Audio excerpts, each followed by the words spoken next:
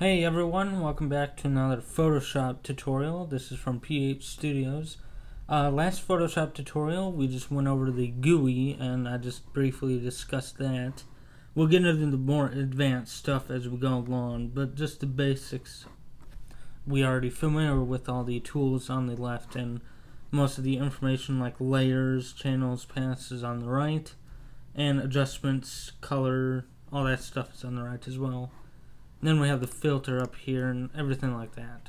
So in this tutorial, we're just going to do an introduction to brushing, and I'll just show you how you can manipulate the brush, how you can change some of the effects around, and talk about some other stuff. So it's not going to be a very complex tutorial.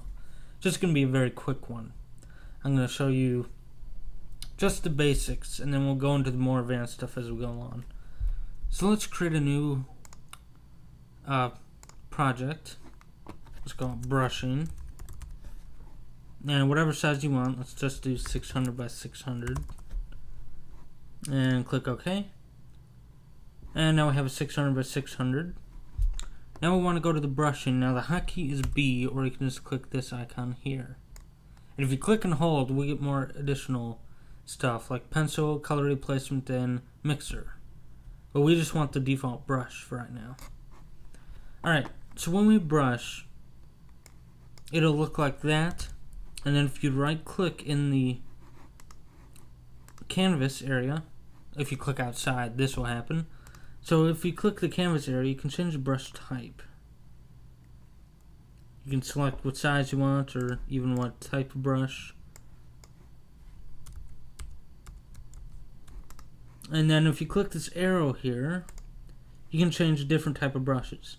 Now if you download brushes, you put them in your presets folder, and then they will show up here, so you can select that. And here you can change the size, make it bigger if you want to. And let's just stick with that one. Okay. And again, bracket makes it smaller. So the bracket by the P makes it smaller. Then the end bracket, the one to the little right to that, makes it bigger. So we can make it smaller, and then we can brush that way.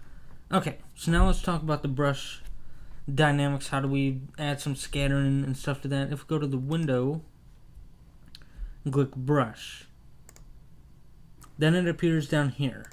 So once you enable that the first time, it should always stay there.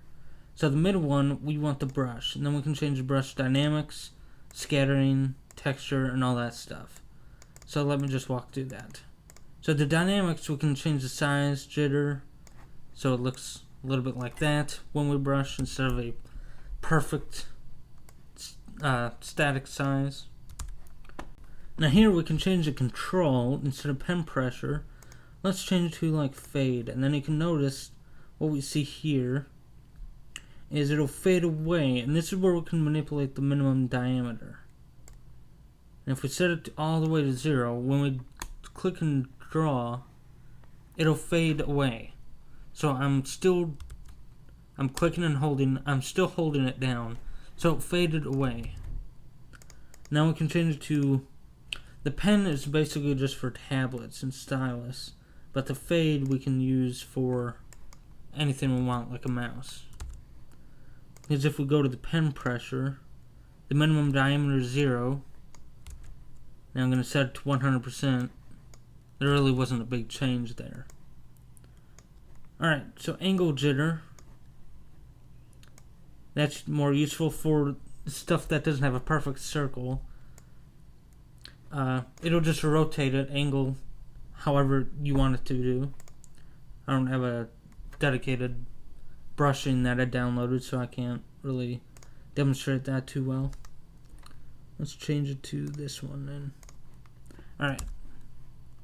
So shape dynamics, angle jitter. And you see it rotates a little bit.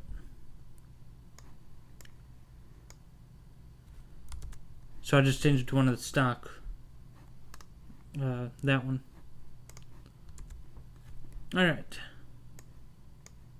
Roundness jitter. The roundness jitter kind of like squishes the brushing effect. As you can see, this is 100% roundness jitter. When I turn it to 0, it's not as squished as it was then. And then minimum roundness goes along with that. Alright, so that's for shape dynamics. Scattering is pretty self-explanatory.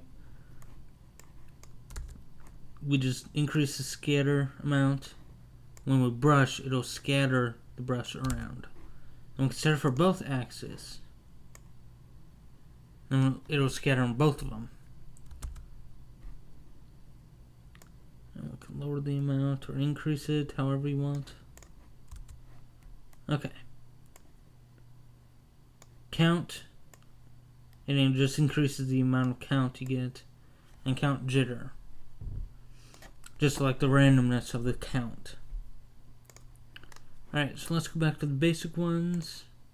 And texture.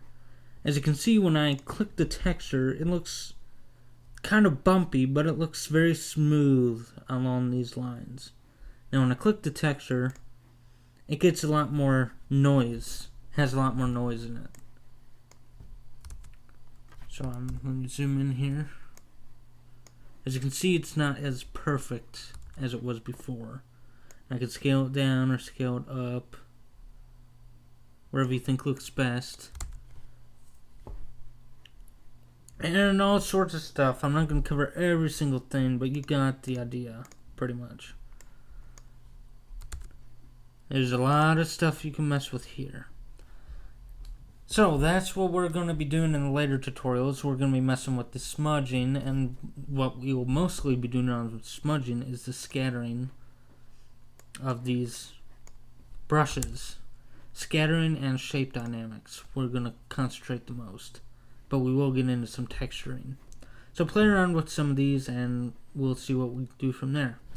Again, this is a very basic brushing tutorial. I didn't want to go, I could pretty much do like 20 minutes on each of these sections. So I just want to give you a brief overview on where you see the brush information is located and what they pretty much do. And of course, they give you 3 buttons. This one selects the brush. Stay tuned for the next tutorial. And I hope you are getting familiar with brushing, and I hope you are starting to enjoy Photoshop a little bit more.